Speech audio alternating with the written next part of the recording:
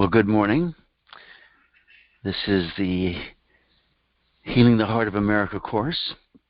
Today is October 8th, 2019, and it's my belief that this is Yom Kippur. And certainly in the Vedic tradition, this is Victory Day, the day that Ram returns to his hometown and reclaims his kingdom after having defeated the 10-headed demon king. So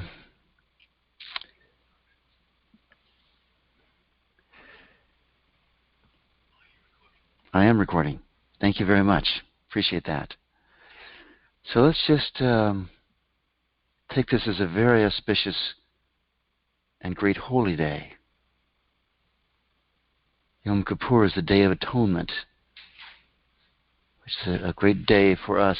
Probably in the Jewish tradition, outside of the Shabbat, which happens every Saturday, it's the holiest day of the year. So, the Day of Atonement. We'll be continuing with our theme of numbness, the idea of the things we do because we'd rather be numb than feel our feelings. Today's topic is obesity and numbness, obesity in America. And also we'll be continuing this week our exploration of the 5 elements. Yesterday we did yesterday we did earth. Today we'll do water, which is perfect for the Day of Atonement.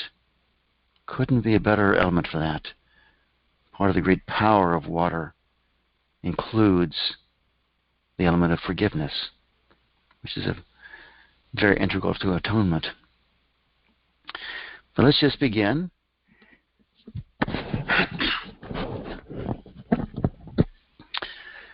So the first thing we always do is we say good morning to our hearts.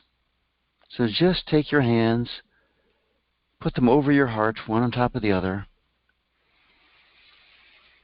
And usually we start by noticing our experience of the day, how clear we are, how quiet we are, how loving we are, how compassionate we are, whatever qualities might come in.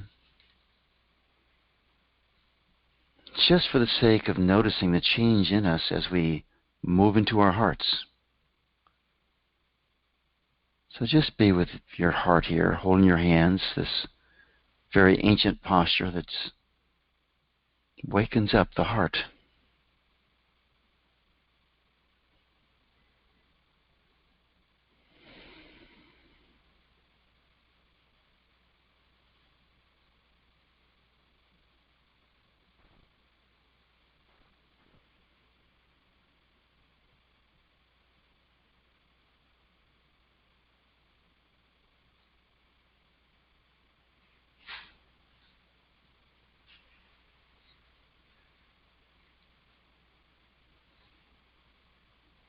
And it may be that we can feel our heartbeat through our palms or through our fingertips.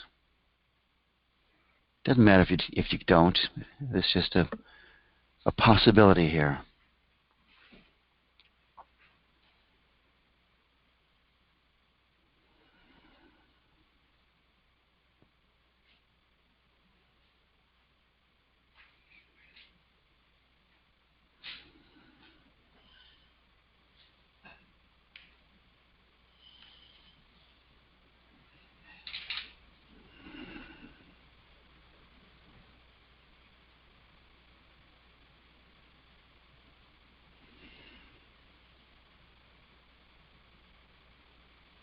And just take a moment, doing nothing, merely saying hello to our hearts with our hands. Has anything changed in your experience of yourself this morning from a minute or two ago? Are you more quiet? Are you more active? More alert? More dull? More loving? Less loving?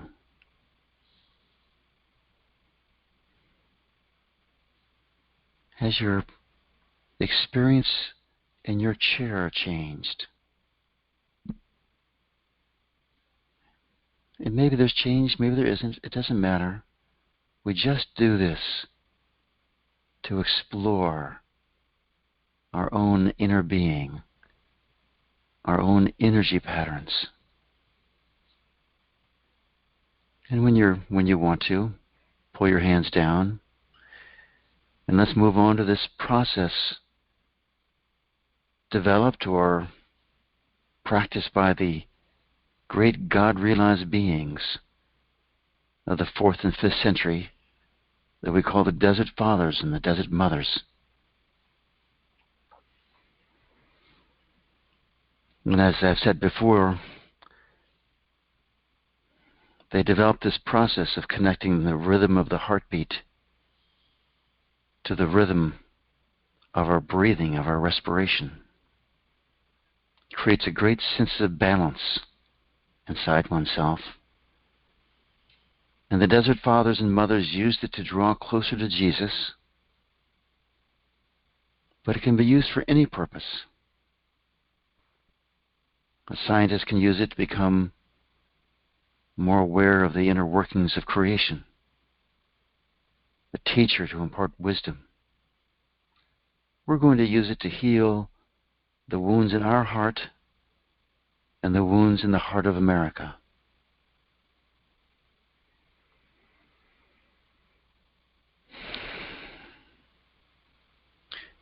If you want more information about it, there's a book written by Perron and Susanna Baer, who did this research, called Living from the Heart. But the way we start is simply to watch our breathing. Just notice how free is our breath. Just by paying attention to it as a way of honoring and loving our breath, this breath that has served us for so many decades. How full is the inhale? How full is the exhale? Is one nostril dominant? Are they even? Does the breath flow easily? Is it cool? Is it warm?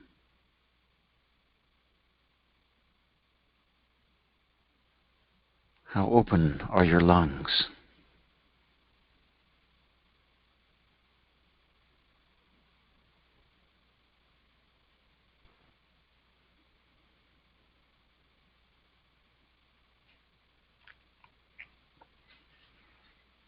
And when you're ready, just start a slight shift in our breathing.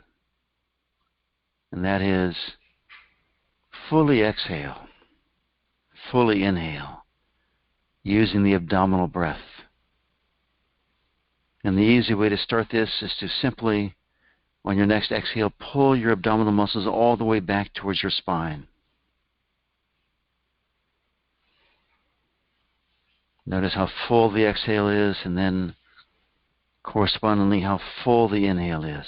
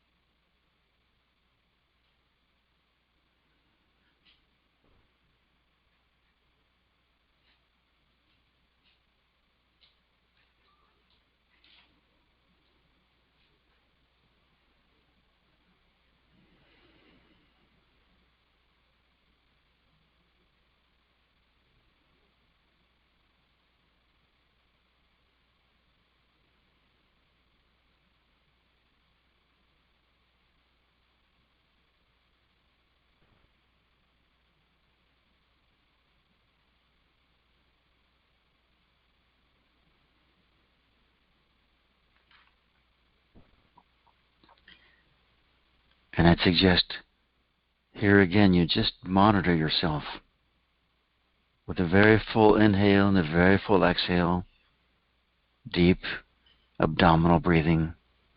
We fill the body with energy from the air, prana from the air, life force, whatever we want to call it. What do you notice? Most people feel more energized, but whatever's right for you, tend to feel a sense of vibration, an underlying movement in the body. Could be a flow, but just an underlying vibration. But whatever happens for you is what's right for you. We certainly don't want everyone's experience to be the same in this world. We want the diversity. There's great power in that diversity.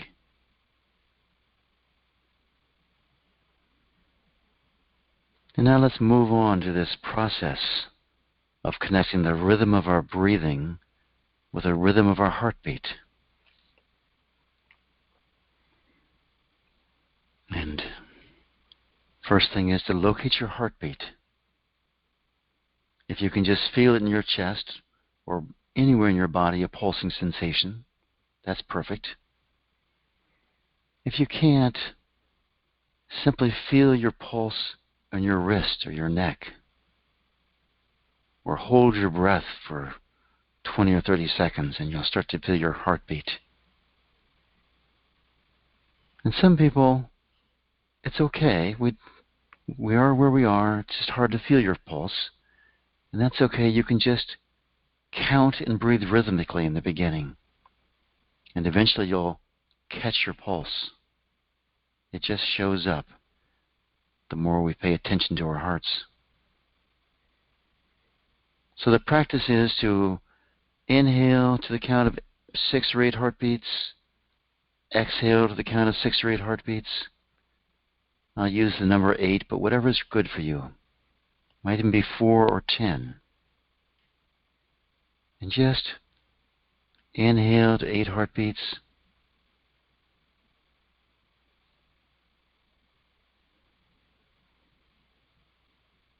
And exhale to 8 heartbeats.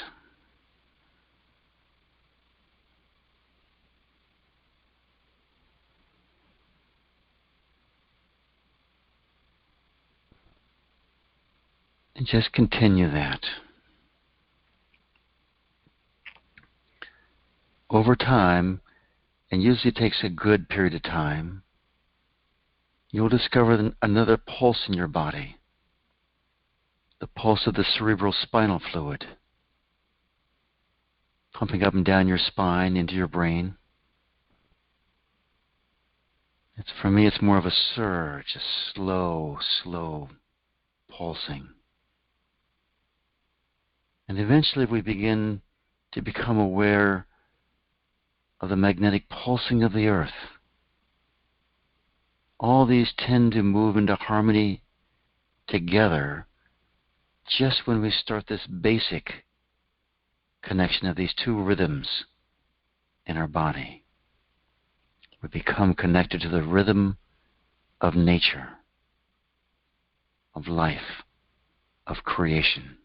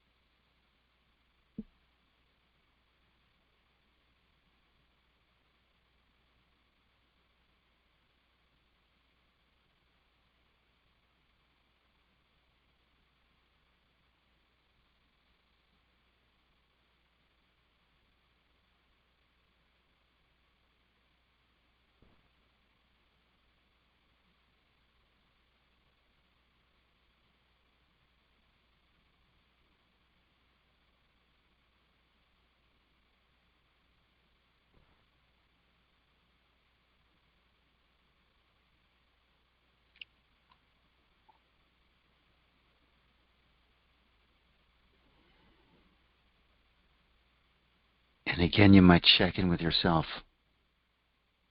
What's happening now?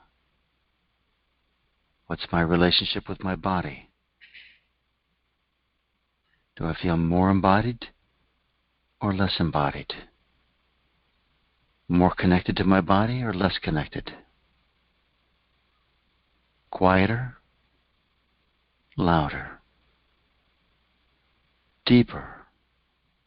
Or more expansive? There's no right experience. Our bodies bring to us what we need to experience.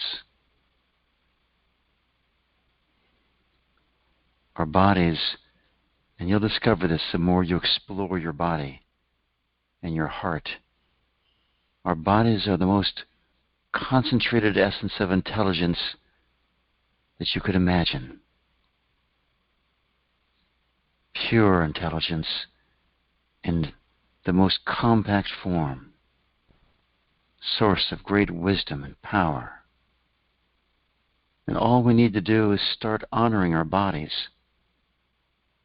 And that comes to us, that intelligence of the body.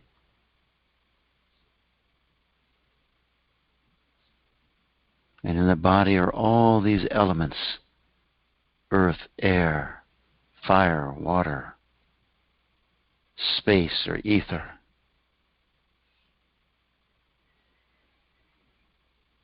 So every day we've been exploring some additional expansion of this basic practice. And this week, we're doing the 5 elements, how they connect to us and how we can tap into the intelligence and power of each of these great beings, these great forces in creation. Yesterday we explored the earth element. Today we'll explore the water element. And every one of these elements has a corresponding breathing pattern. And the breathing pattern with the earth element, of course, was in and out through the nose. In this pattern, we breathe in through the nose, then through the nostrils, and exhale out through slightly open lips. So let's start. We'll add some more practices here, but just start with that for a moment. Inhale through your nostrils and exhale through your slightly open lips.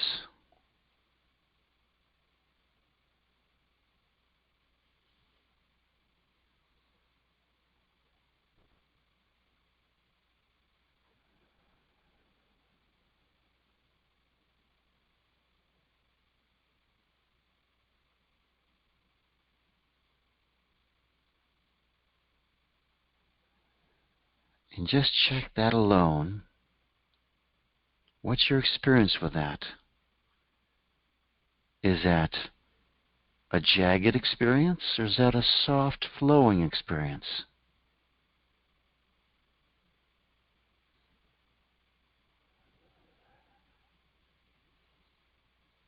Is it an enlivening experience or a connected, open experience?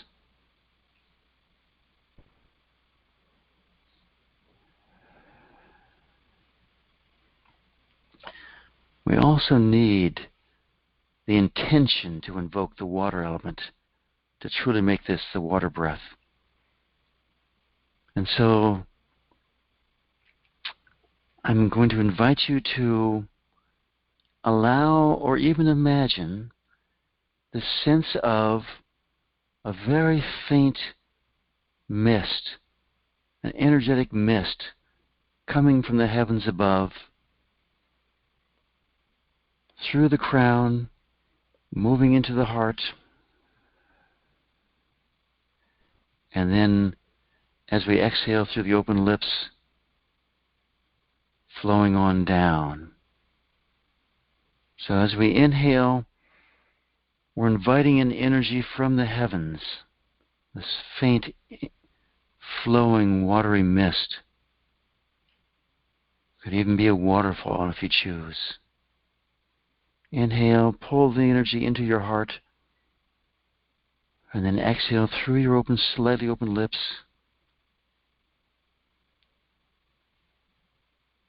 The water element goes down. We know this. It's tied into the force of gravity. I was thinking about this morning. In the physics, when I was going to college, there were 4 forces: strong, weak, electromagnetic, and gravity. I'm quite certain, because I know we talk about gravity in terms of the water element. I'm quite certain there's a correlation to all of them.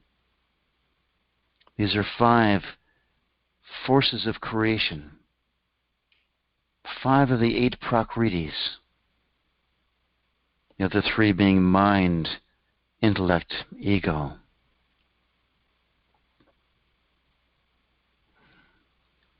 Very fundamental forces in creation. Inhale, and stay connected to your heartbeat. Inhale, pulling that energy into your heart. Exhale, you can direct that healing energy anywhere in your body that you want. Any of your organs, any of your joints, your muscles, wherever it might need to go. Inhale, fill up your heart with that beautiful water element. Exhale, you could allow it to flow into another person that you might be having an issue with. Allow it to flow into your workplace, flow into your family.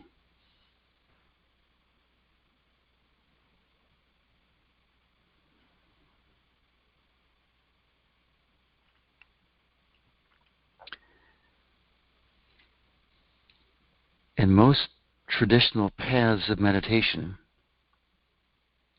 we use the mind, one of the 8 prakritis, one of these 8 forces of nature, these 8 elements of creation. We use the mind to experience quieter and quieter levels of the mind, quieter and quieter levels of thought, until we transcend into the source of thought, pure consciousness. When we play with the elements, we begin to experience subtler and subtler levels of each element.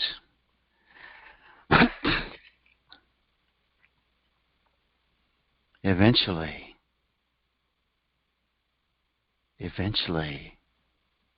experiencing and really becoming. And you'll read about this if you read any of these books by the Bears, or you'll find an affinity to one of the elements.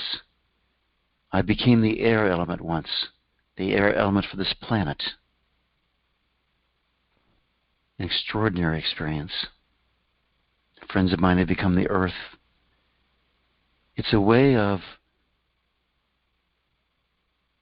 going to the deepest levels of the elements, and beyond that is a universal heart, is how we describe it. This vast field of silence and energy.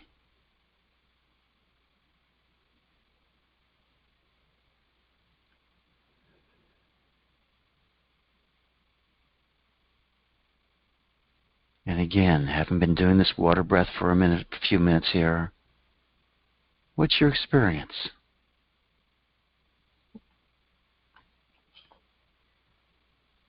And could you just take a moment and allow ourselves to feel gratitude for this water element, this great force in creation? Water brings us life. The qualities that we tend to associate with this water element are love, forgiveness, and flow, of course. Flow alignment. When we live in the flow, We live in alignment with all of nature, with all of creation. So yesterday we expanded with this earth element to all the form of creation. So my invitation now is to experience flow within yourself and perhaps go back to some period in your life. Maybe it was just an hour or two, or maybe it was a period of time, of weeks, where your life just seemed to flow. This is a gift of the water element. Becomes stronger within us. Would it be okay with us if we lived in complete alignment with the force of evolution and our lives just flowed?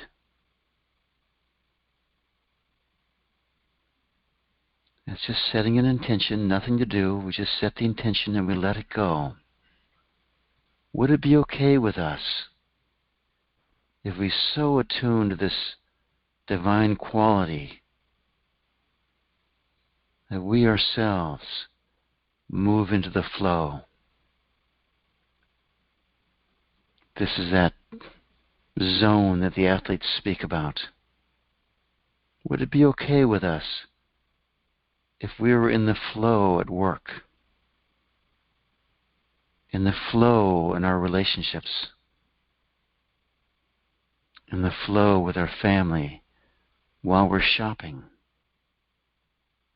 And just see if you can sense the texture of the water element right now. And could you allow your, whatever degree of the water element that you experience, could you allow that to expand out, to join with the water element throughout creation?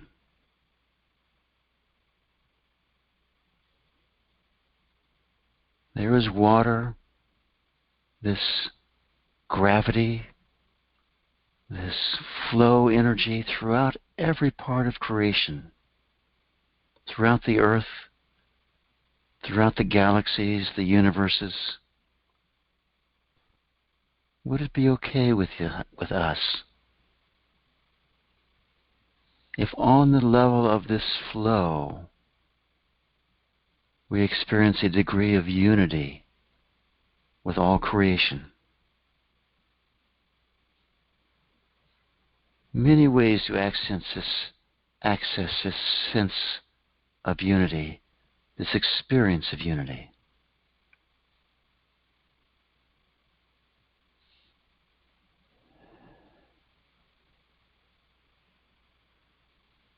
And we keep doing this again and again through the different avenues of our being. And eventually what happens is the fullness of unity awakens within us. The more we put our attention on it, the more it grows, the more possible it becomes. We tend to feel, oh, it's not for me, it's for some extraordinary being to experience unity.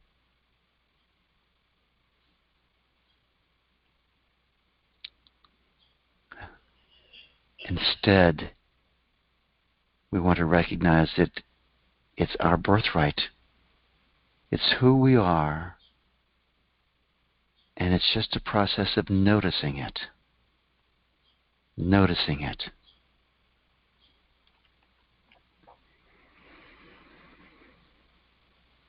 So now that we're fully in our hearts, just again check what your experience is. Let's move into this topic for the day, the epidemic of obesity in America. And honestly, the whole issue of eating and our relationship with food.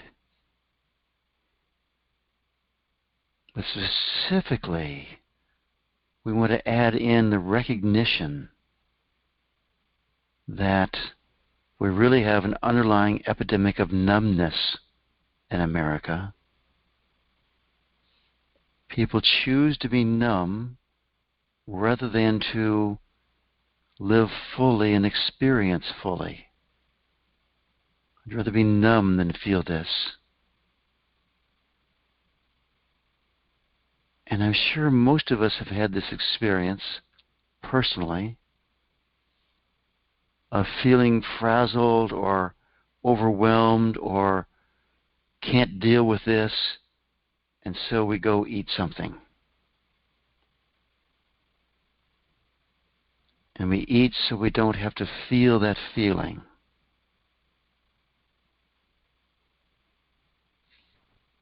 So my invitation to each one of us right now is to pull up some memory. And if it's not eating, maybe you play video games or computer games or some other escape rather than feel your feelings. But the invitation here is to go back in your memory to that point where we ate rather than felt our feelings.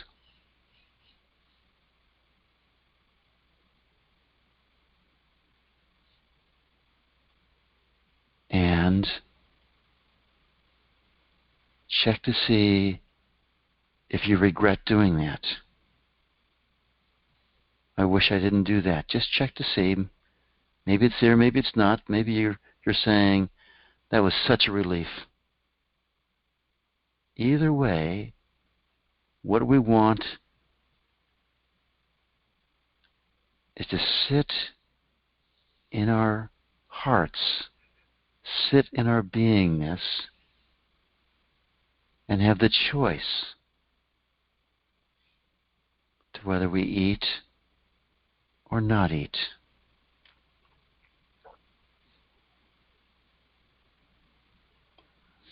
So would it be okay with you going back there from where you are now, if you could simply feel that sense of overwhelm, frazzle, can't deal with it, whatever it is,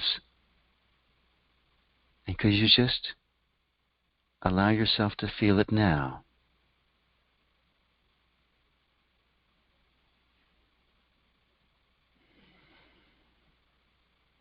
Could you just say, yes, it's okay? And just to discriminate, is this not some energy from our own bodies, this sense of overwhelm?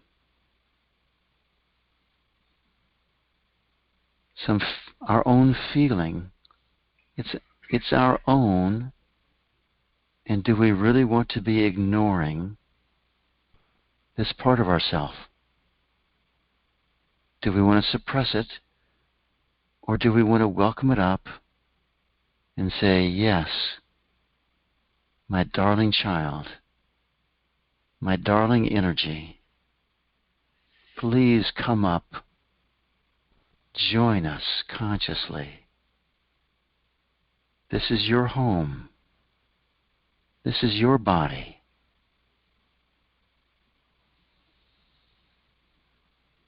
Could we make the choice to be fully connected to our bodies and love and welcome the feelings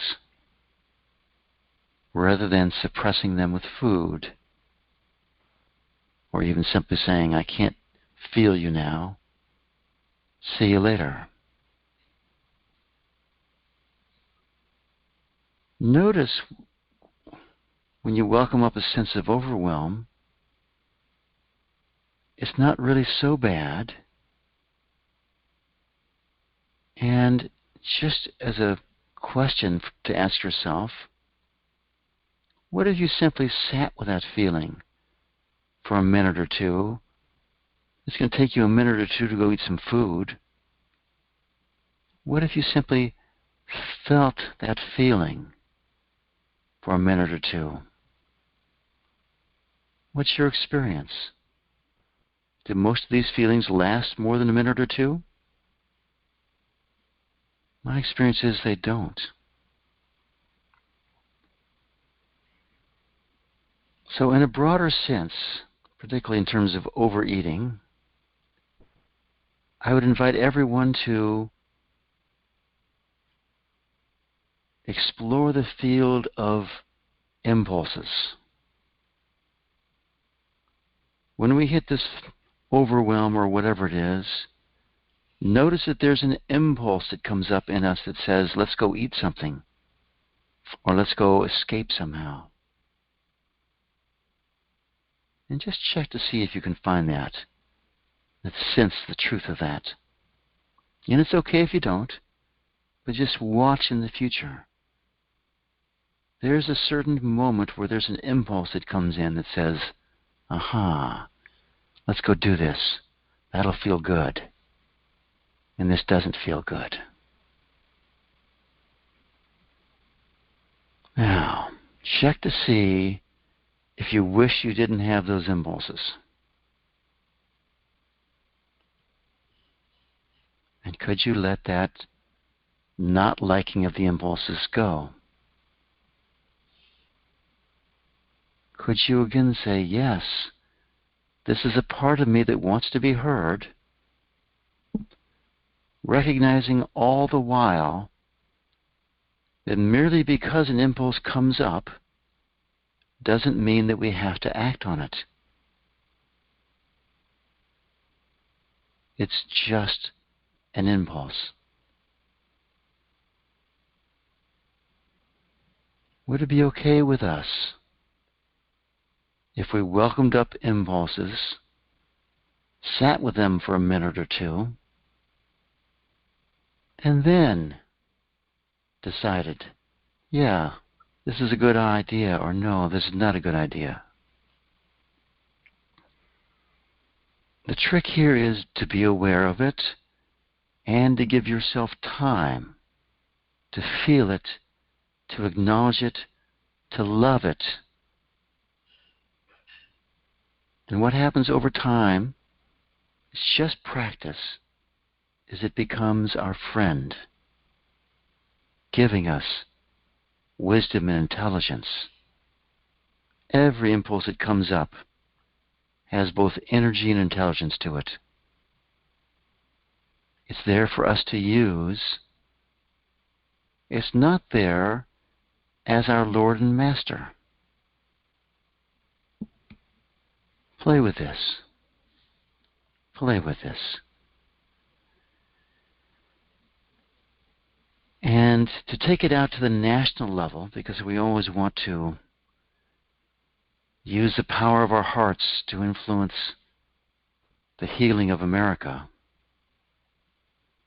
We all know there's this vast epidemic of obesity, vast epidemic of diabetes, and heart problems from largely, or a good measure, from being overweight. It's so bad in certain cultures, like on most of the Native American reservations, or not on most, but on many of them, there's so much diabetes, so much obesity, that they now have amputation clinics because the diabetes causes such circulation problems. They have to amputate feet and legs and arms. Just feel that for a second. Feel the energy of that. Welcome it into your heart.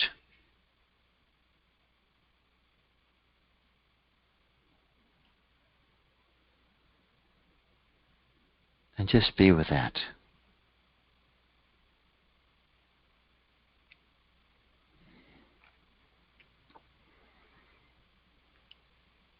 And check to see within yourself,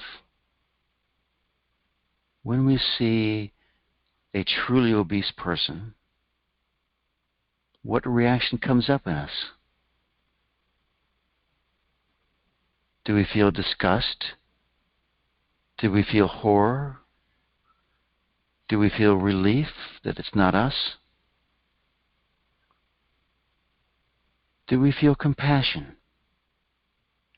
Do we feel love?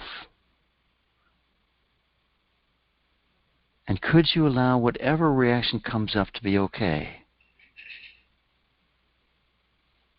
Part of the vast experience of life. And check to see if there's some judgment there. Check to see if there's some judgment on this vast epidemic of obesity in America.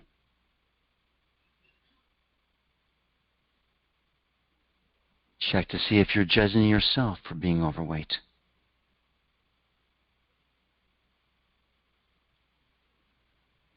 So this judgment, is it really serving us? Does it make us feel better? Mostly I find judgment makes people separate, keeps us separate. Oh, they have that problem and I don't. There's a sort of smugness to it, a pride to it.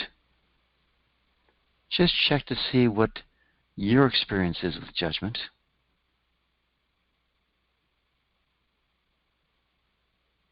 Judgment of the eating habits of America.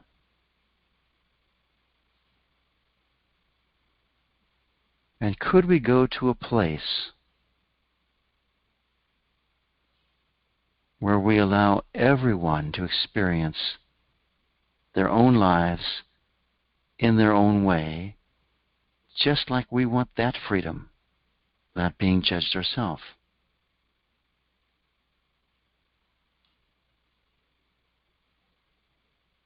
And I think about it, someone who weighs 400 pounds, that's an accomplishment in itself. That we can judge by our cultural norms and all the common sense that says it's not a good idea. And yet there's that being, this great spiritual being, deciding to create this experience for themselves and doing it. Could we allow everyone that freedom? And notice when we do that, how much freer and lighter we are ourselves.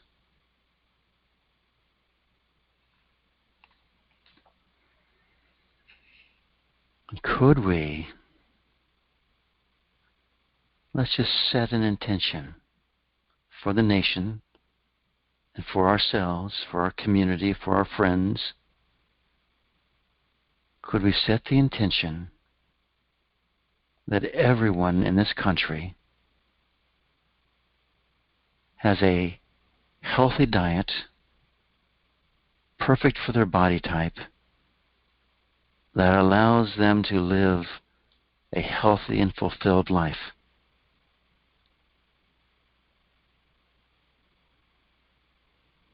It's an easy intention because we all want that for everyone. We all want that for everyone. And then we hold this intention in our hearts, and then we just let it go.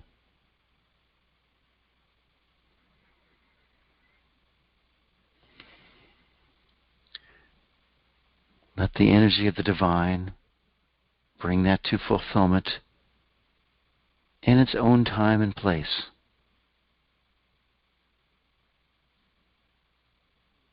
In its own time and place.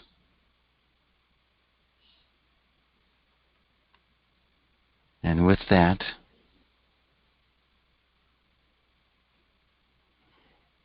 let's pull our energy into our hearts if we're expanded out. Allow ourselves to be fully present in our hearts. Perhaps feel your feet on the floor, fully grounded, fully alive, fully awake, fully embodied. And just take a minute or two to open your eyes.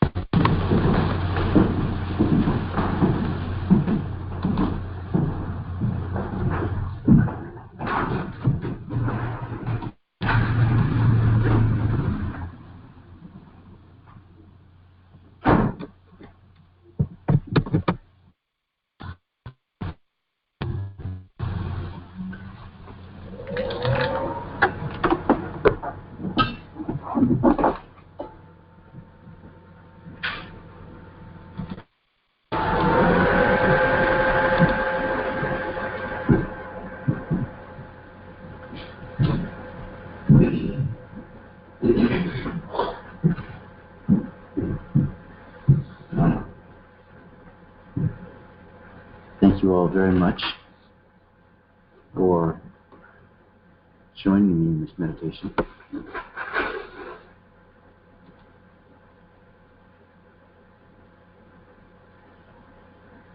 That ends the formal part of this class. Our custom is we sort of open up the floor if people are stirred up or have other parts of this as an issue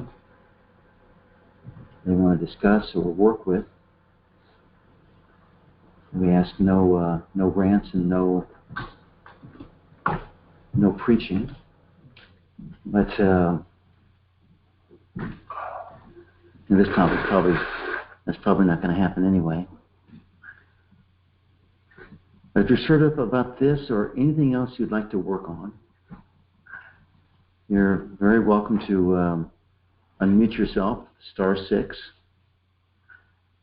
or if someone here in the meeting hall would like to join. Stephen? Yes, good morning. Good morning, it's Jessica. Hey, Jessica, how are you? I'm all right. I definitely have an issue I'd like to work with. Okay. Right. So I'll try not to get into the story, but give you a bottom line. I'm both affected by alcoholism and obesity. My mother was an alcoholic. Her mother was an alcoholic. One of her brothers was an alcoholic. And I have struggled with my weight pretty much my whole life. And I really appreciated what I heard of the session yesterday. I fell asleep during it, but I woke up while you were working with your last person, and that was very profound. And then I continued releasing after that, and I got access to the eating for comfort and to avoid feeling my feelings is very much tied in all together with my family dynamic as a child and in my previous marriage with children and the current constellation of my family. They're all kind of mushed together. I mean, how can you take them apart? They're all entwined into my life experience. So where is it?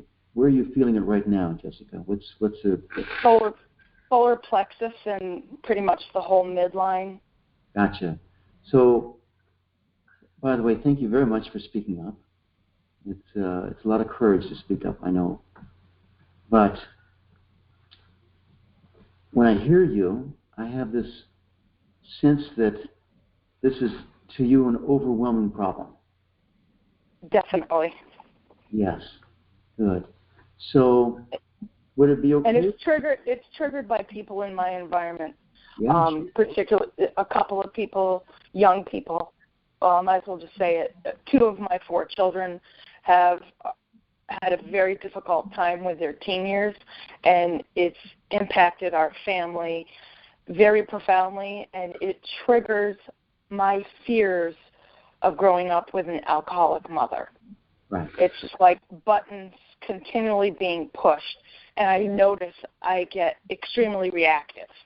Gotcha. So let's first go to the sense of overwhelm here. This feeling that, as you described your family story and your family history in such detail and such passion, the way you describe it, it feels like you're giving it great power. Yes, definitely. Yes. And it's very draining. Yes. You spoke of that yesterday. Good. Would it be okay with you if you realized, or if you just moved into a place? Well, let me ask you this way. Have you ever been in a place of quietness and peace where that family history did not seem overwhelming? Oh, sure. There's been plenty of times where it's not even in my awareness. Yes, because exactly. I'm present. Because I'm present to the joy of the now. Yes, perfect. Perfect. So is it okay with you if every time you start to feel like this is overwhelming, that you use this as a tool, as a signal that says, oh, it's time for me to move into this space of beingness and peace and love? I have a yes, but, or a yes, and I recognize, like, part of the session yesterday, I think it was in the beginning, you mentioned, how about if we used our emotions, when our emotions come up, we notice them and say, we welcome them. This is like I've been releasing for a few years. This is kind of like a thing that keeps coming up where I'm noticing I am disapproving of my emotions, or I dislike my emotions. I'm resisting my emotions. I see that quite often. Gotcha. So good. So now that you see it, is it okay with you if you start developing a new habit here? A new habit? Yes. Yes, So I would like that. Right now you have this habit of not liking these emotions when they come up. Yes. Okay? So would it be okay with you if, well, let's do it here right now. So these emotions comes up and you don't like them, right? Yes. So does not liking them make them go away? No, definitely not. It doesn't. Okay? So would it be okay with you, instead of saying, no, go away, you said yes to them? Yes. It is okay, isn't it? Now, the truth is this. These emotions won't really hurt you, will they? No, I guess it's my attachments and aversions to them which hurts me. It's that which creates the pain and suffering. Exactly. So you could have an experience of feeling that, some feeling coming up, and just being with it. And that is actually not an unpleasant experience, is it? Not really. No, it's not. I know it's not. I know it's part of the process because you're moving in the flow with the energy rather than fighting it. Right. Okay? Now, that doesn't mean to let it absorb you and overshadow you, but you just allow it to come up, you experience it, you welcome it, and you let it go. Right, because didn't you even say that when we actually feel our emotions and are present with them, they're very short-lived. Very short-lived, yeah. So back to saying no to these feelings. So go back to a place with one of your children that's giving you trouble, and do you feel a feeling come up? Think of some memory where they, I don't know, stormed out the front door, or whatever they do. I don't know, what kids always do. Go back to an experience like that. Sure, I'm there. And does a feeling come up with it? Does a memory come up with yes. it? Yes. Good. Yes. So can you allow that feeling to come up? I notice I'm resisting it, but yes, I can allow that feeling to come up. Good. So that resisting feeling, could you love that feeling, that resisting feeling? It's a part of you that you set up to protect yourself, right? Right, yes. And could you give that pattern a new instruction here? Yes. Yes. The new instruction is it's okay to feel these feelings. These feelings aren't going to hurt me. It's okay to feel them. Okay. Okay, because you've given it, 1,000 times you've given it power, that resistance, and instructions to keep on resisting. Right. You're just going to give it new instructions. Okay? Yes. Good. No, just say no. You feel the resistance, and you feel that as one more experience, and you let that go rather than resisting it. Yes. You let that feeling come up. Go back to the kid now. All right? Have them do something else that they do that really pushes your buttons. Mm-hmm. And does a feeling come up about it? Yes. Okay, some hesitation, meaning it's not as strong, or what? Well, it's just kind of identifying it's kind of like a feeling of exasperation. Like, Here we go again. Here we go again. It's like, can we be done with this? So that is more resistance, by the way, right? Also resistance, yes. Can we be done with this? All right, could you just welcome up that resistance, that not liking of your life now with your children? Okay? Yes. All right? And look, we both know you love your children. Okay? So make sure you don't beat yourself about this. Yes. Gotcha. Good. So good. So whatever feeling's coming up there, could you again feel that? Love that feeling. Okay.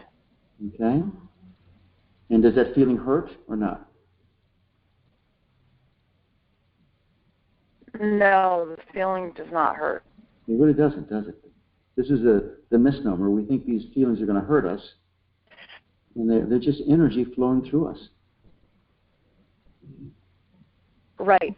That is exactly my experience. It was actually a relief from the tension created by the resistance when I allowed the feeling. Perfect. The tension created from the resistance. I love that. It's a relief. Good. Now imagine here all the stuff inside of us. Now this is for everybody here.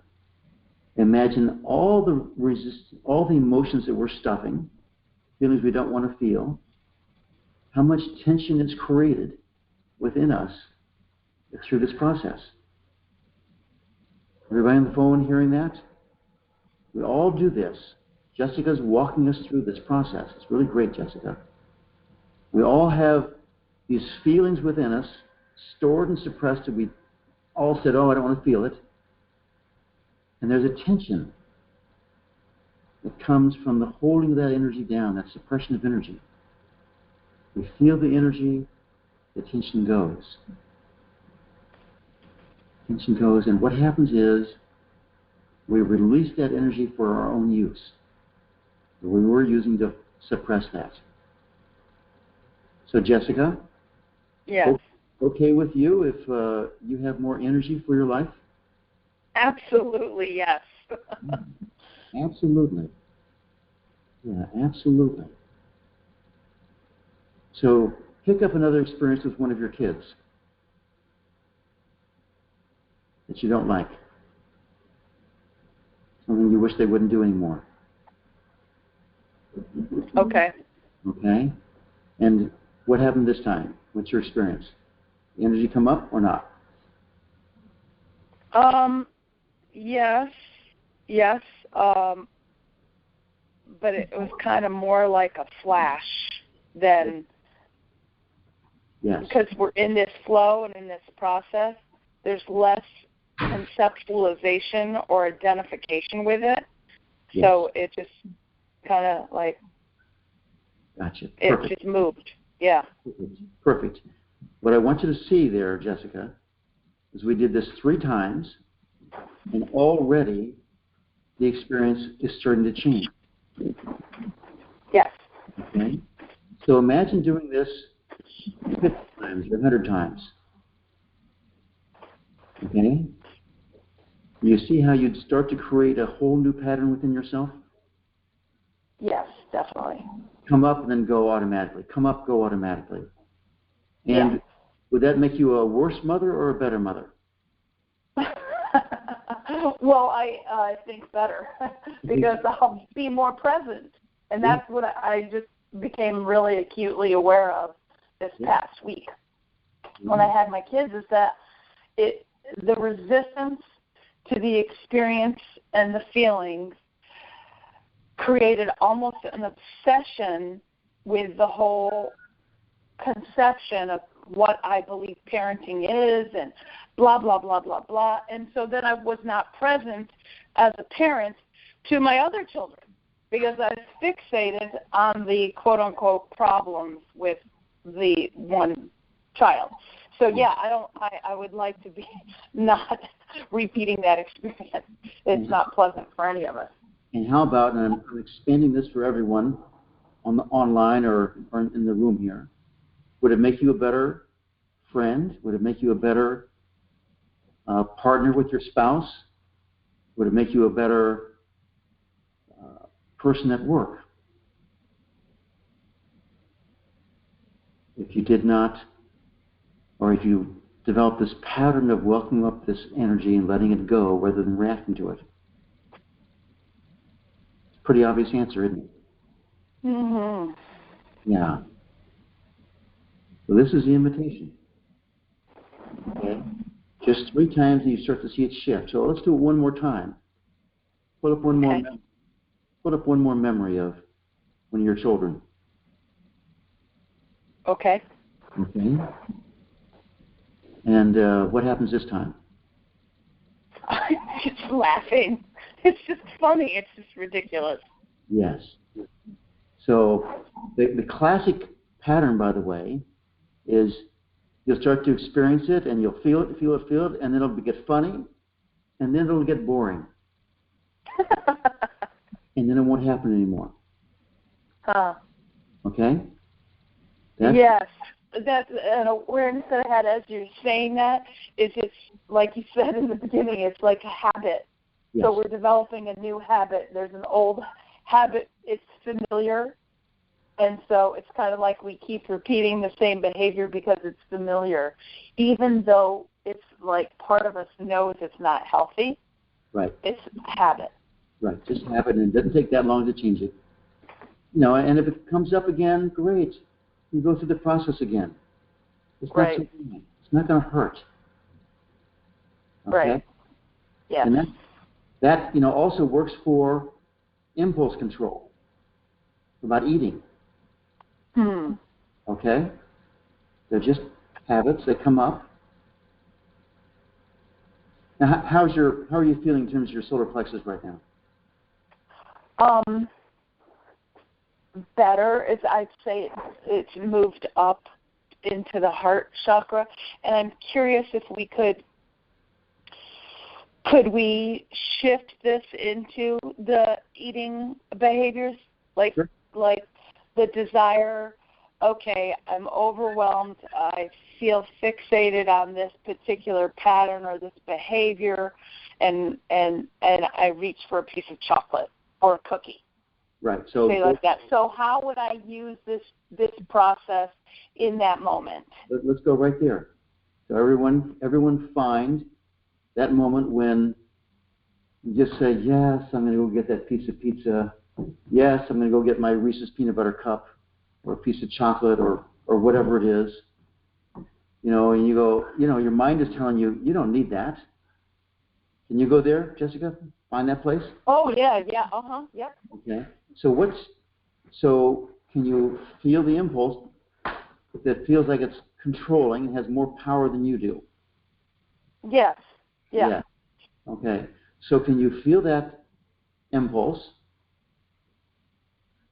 Yeah, and where I'm going is how I feel after I eat that thing, which is, or like while I'm eating it, I definitely have the experience of beating myself up, feeling guilty, feeling horrible, and then there's a pattern of I don't want to prepare food, I don't want to eat food because there's an association with feeling bad while I'm doing it.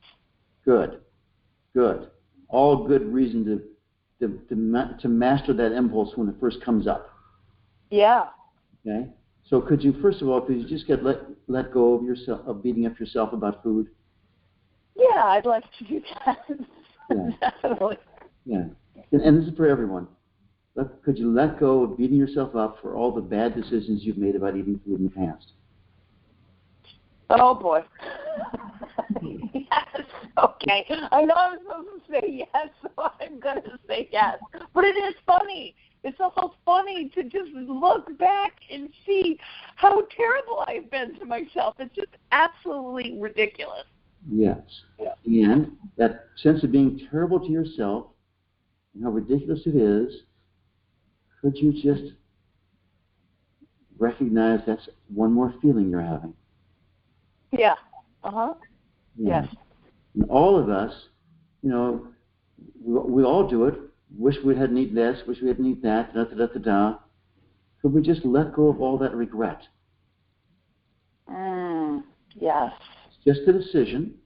It's just a choice. We're giving instructions to our body, mind, organism for how to behave here. We're in charge.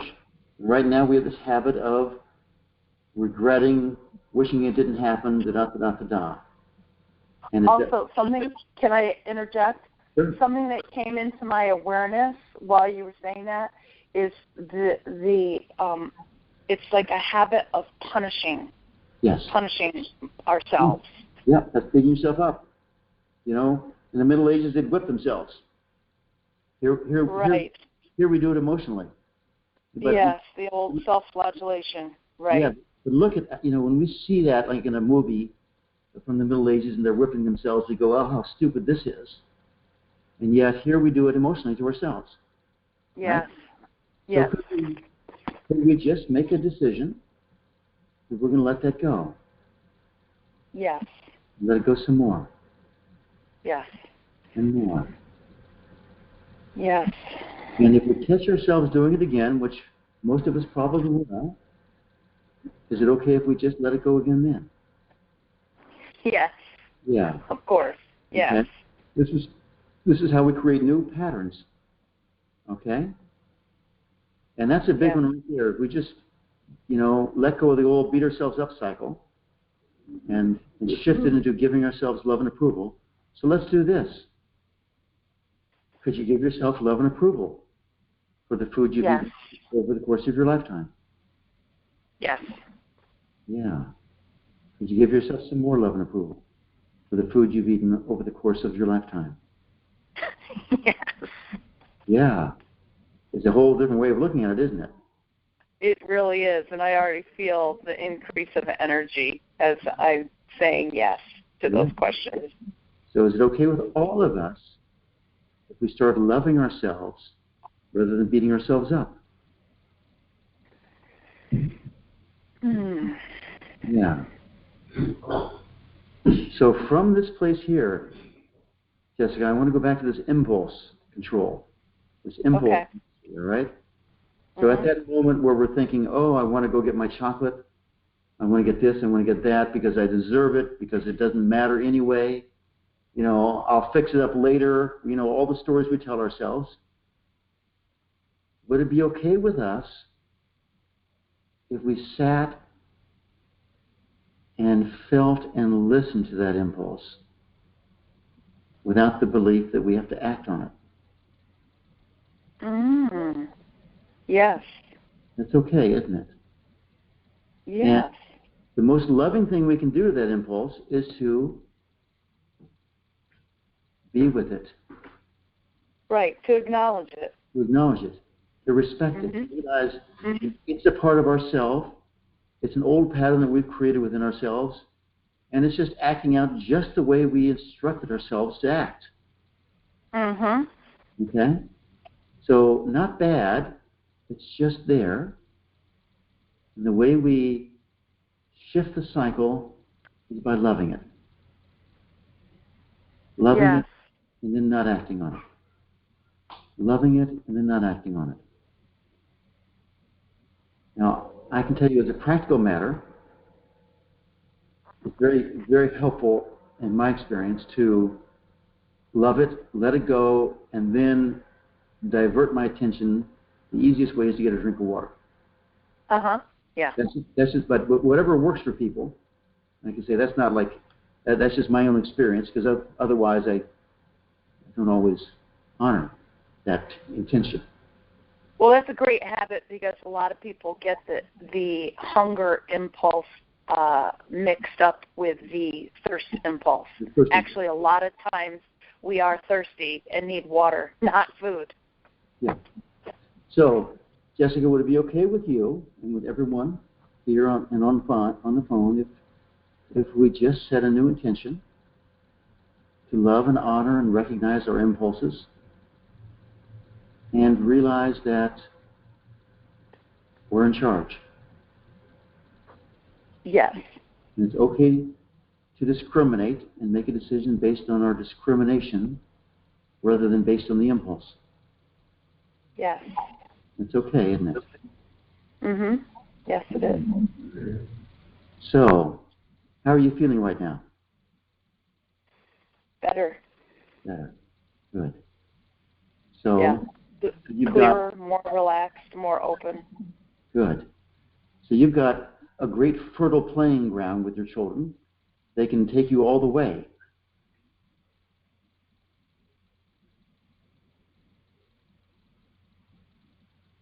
That's what our challenges do for us. Okay? With your children and all of us with our food, it's a great opportunity. Yeah. All right. Yep. I'll say Thank you so much, Stephen. Really appreciate it. You bet. Thank you. And it's 10:15 where I am, which is a good time to call this meeting to a close. Thank you very much, Jessica. You're welcome. Thank you. Bye-bye. Thank you.